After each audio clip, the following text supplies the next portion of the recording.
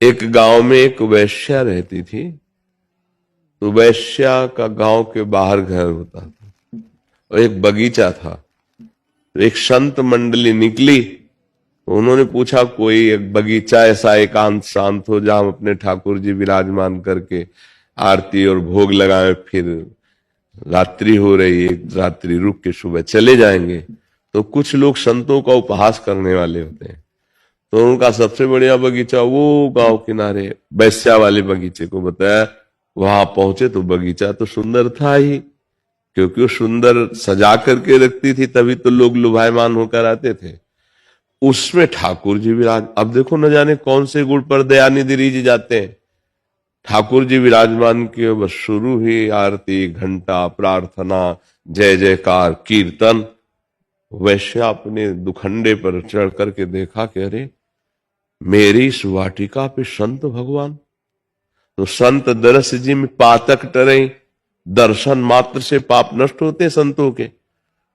वो हाथ जोड़े, थाल में कुछ मुद्रिका, आभूषण, बहुत से धन आदि की सामग्री, एकदम हृदय उबला कि जीवन हो गया, शरीर बेचते पाप करते, आज अवसर मिला संत भगवान की मंडली मेरे बगीचे में।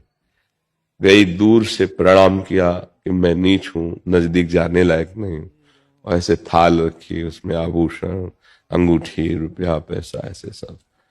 और कहा संत भगवान इसे बेच करके सुंदर सुंदर भोग पकवान बनाओ, ठाकुर जी को पाओ, आप पाओ, हमारे अहो भाग्य, बड़े भाग्य। तो उनका तुम कौन हो, सकुचा क्यों रही हो इतना, नजदीक क्यों नहीं आ रही, दूर से क्यों। तो उनका भगवान डर लग रहा है, मैं अपना परिचय दूंगी तो आप सब भाग जाओगे यहां से। तो उनका नहीं बेटा, भागेंगे नहीं। पहली बार किसी ने बेटा कहा, जो उनमें बुजुर्ग संत थे, उनका नहीं बेटा, ऐसा नहीं। तो अश्रु आ गए उसके, कोई बेटा बोला ना। अब संसारी लोग तो संसारी भाव से ही। तो उनका महाराज मैं एक वैश्य हूं, जीवन भर शरीर बेचकर सब रुपया पैसा ये सब एकत्रित किया है, पता नहीं कौन से भाग्य ऐसा क्या कि आप संत हमारे बगीचे में, ये बगीचा हमारा ही है।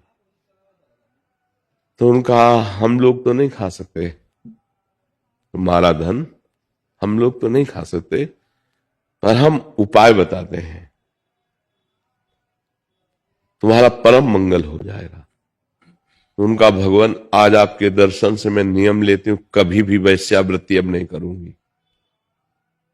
उनका ये जो धन लाई हो इसको बेच करके एक स्वर्ण का मुकुट बनाओ रंगनाथ जी के लिए, और हम ठाकुर जी से प्रार्थना करेंगे और तुम अपने हाथ से रंगनाथ जी को मुकुट पहनाओ, बस इसी से तुम्हारा परम कल्याण हो जाएगा। अब तो उसने बहुत सुंदर जौहरी को बुलाया, जो और भी जेवर आदि थी बेची और सुंदर निर्माण कराया। अब संत वहीं रुके रहे, 2-3 दिन गांव से भिक्षा लाते वहीं रुके रहे।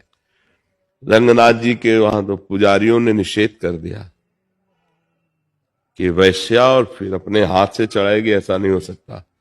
और वो आचार्य कोटि के थे, तो उन्होंने कहा कि यदि भगवान गर्दन झुका दे तो तुम मान जाओगे। तो उनका हाँ, उन सोच रहे थे मूर्ति गर्दन कैसे झुकाएगी, और वो प्रेमी संत। तो उनका अगर वो वैश्या मुकुट लेके आए, भगवान ऐसे कर दे तो फिर पहनने दोगे। उनका हाँ अवश्य। ठीक है, कहा बेटी चलो।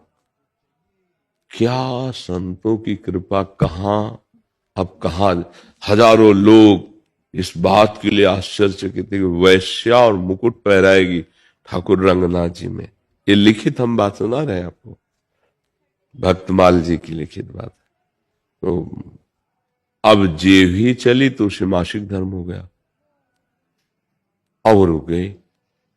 उनका क्या हुआ, बोले महाराज जी मेरा पाप प्रकट हो गया, मैं मासिक धर्म से युक्त हो गए। बोले कुछ नहीं बेटा, मेरा आदेश है।